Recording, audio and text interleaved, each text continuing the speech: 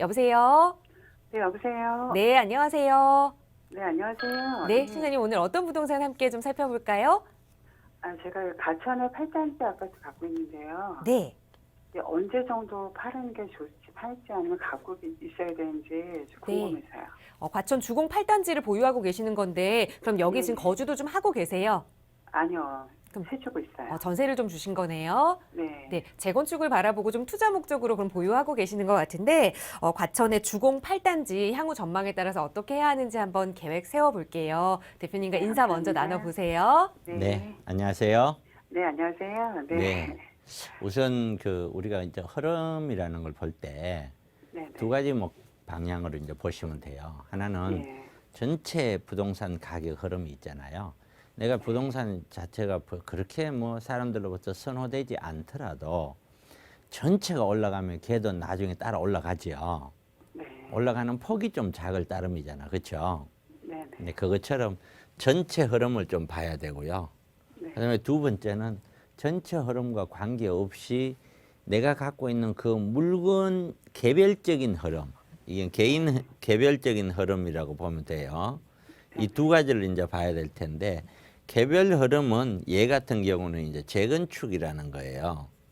네. 재건축을 하고 나면 나중에 시세가 어떻게 될까, 훨씬 더 좋아질까, 나쁠까, 이런 거거든요. 네. 이게. 그럼 예를 들어서 한번 보시죠. 자, 이건 8단지 같은 경우에는 용적률로 기타로 보면 재건축이 안 되는 건 아니고 충분히 가능한 그런 단지인데 현재 몇 평을 갖고 계시죠? 28평이요. 네, 28평을 갖고 있습니다. 대충 시세 얼마일까요? 지금 한 15억 정도. 자, 15억입니다. 그럼 거기 되고 네네. 그 예상되는 재건축을 했었을 때 네네. 예상되는 추가 부담금 얼마라고 얘기하던가요? 부담금은 거의 없더라고요. 네, 거의 없는 수준이고 있어봐야 네네. 얼마 안 돼요. 용적률이 낮아서 그래요. 네네. 그러면은 15억이 28평짜리면은 나중에 네네. 얘가 신축이 되었다 쳐요.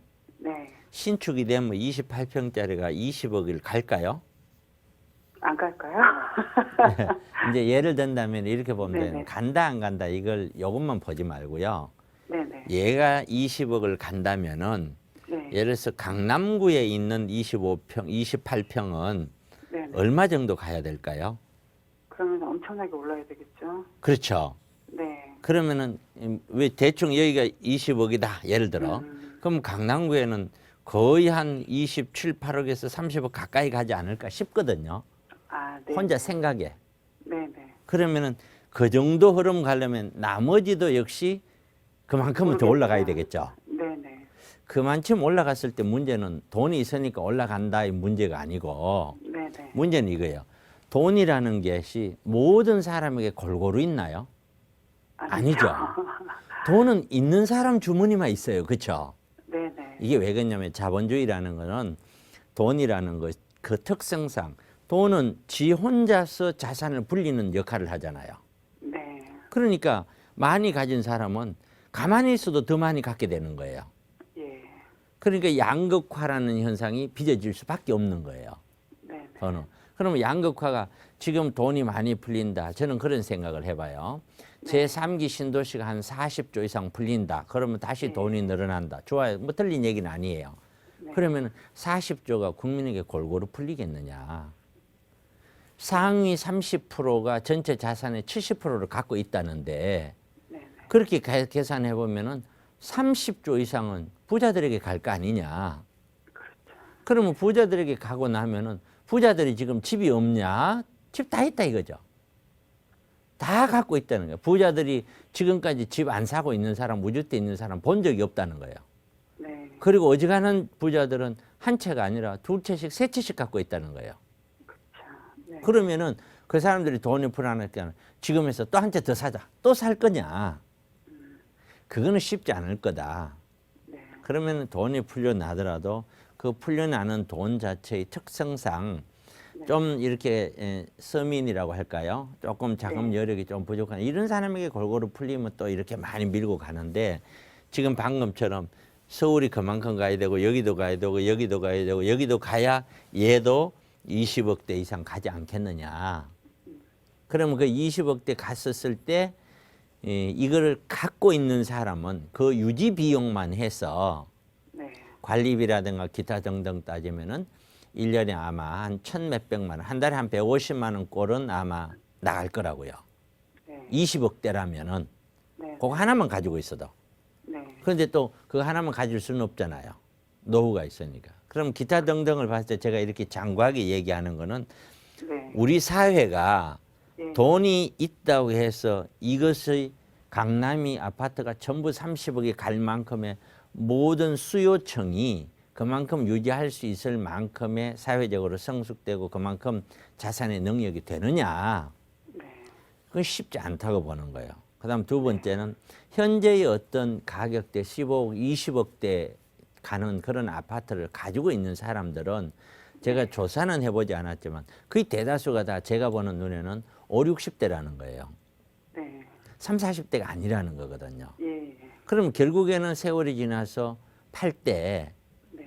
5, 60대가 5, 60대 팔아봐야 그 5, 60대는 팔고 나서 옆 동네에 또 사게 돼 있거든요. 네. 그러니까 거기서 거기잖아요.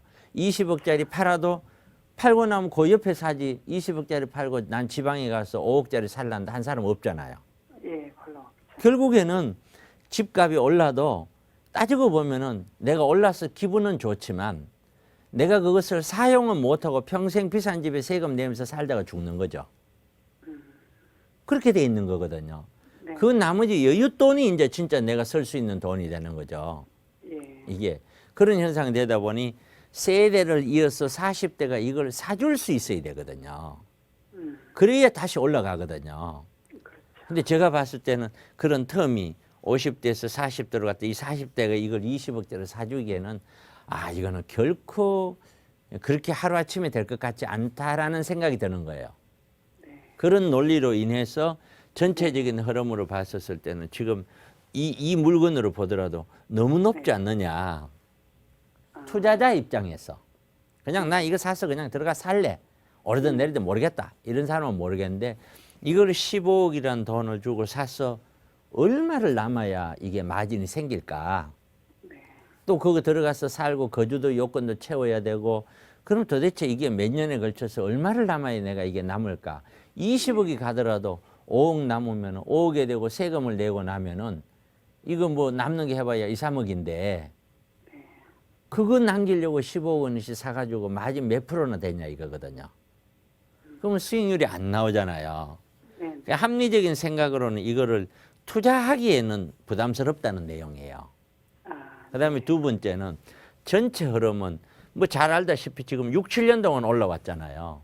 네. 그러고 지금 정부가 작년 12월 달 정책을 내면서 주춤 이렇게 가고 있고 거래는 거의 없고 네. 이런 상황이잖아요. 이게. 예.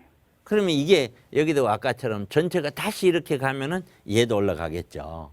네. 그런데 이렇게 가려면은 지금 갖고 있는 5, 60대 물건을 40대가 사줘야 된다는 거지. 60대 분이 팔려고 내놨는데 60대가 그걸 사기는 무리라는 거죠. 이미 다 갖고 있으니까. 그런 이런 사회적 돈이 부족하다는 뜻이 아니에요. 돈은 늘 자본주의에서는 늘 돈이 넘쳐요. 왜냐하면 경기가 안 좋으면 안 좋을수록 돈은 더 많이 풀려요. 네. 그럼 경기 좋으면 자동으로 돈은 풀리는 거고요. 그렇기 때문에 유동자금은 세월이 지나면 지날수록 더 많아져요. 반드시 그렇거든요. 네. 그렇기 때문에 돈만 가지고 따지면 가격이 계속 이렇게 올라가야 돼요. 예, 그렇게 갈 수는 없는 것이다. 그러면 전체적인 흐름으로 보나 이 물건 자체로 보나 이 정도면은 거의 뭐 어떻게 보면은 너무 과다할 정도로만큼 올라온 게 아니냐. 일부 더 뭐 저도 모르죠. 그것까지는. 일부 뭐 올라갈지 안 올지 그것까지 제가 정확하게 어떻게 알겠습니까? 그러나 올라갈 여력이 전혀 없다. 이렇게 무조건 단정적으로 얘기할 수는 없지만 네. 이게 이 정도 금액에서 투자하려는 사람 입장이라면 투자하기에는 적당한 아닌 그런 가격이지 않느냐. 네. 그렇게 보면은 투자 목적으로 이 물건을 바라본다면은 매도 방향이 맞지 않느냐. 네. 다만 이제 조금 걱정되는 게 이 거래가 거의 실종이 돼버렸단 말이에요. 예. 예. 그러니까 이제 팔릴까 하는 것이 문제겠죠. 거기까지 제 생각이 그렇습니다. 저는 한번 팔 수 있으면 한번 팔고 가면 어떨까? 예. 그렇게 제 의견 드릴게요. 네, 감사합니다. 고맙습니다. 네. 네, 고맙습니다.